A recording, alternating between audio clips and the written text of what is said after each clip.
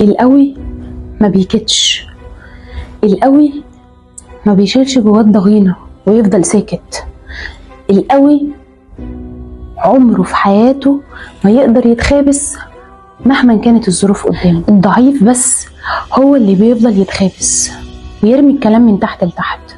الضعيف بس هو اللي بيفضل يكيد وساكت وكاتم جواه ويتعامل كأن مفيش أي حاجة. يعني لو قابلك أي حد يتعامل معاك وبيطلع كل مشاعره قدامك، سواء غضب أو تعب أو زعل أو حزن أو زهق أو إن هو غضبان من حد معين، اعرف إن ده اللي في قلبه على لسانه ومش فارق معاه أي حاجة. وانتهى الصراحة إن اللي بيطلع كل اللي جواه ومش فارق معاه الظروف ومش فارق هو ممكن يوصل فين ومش فارق إن هو يخسر أي حاجة، اعرف إن البني آدم ده تقدر تعاشره من غير ما يضربك في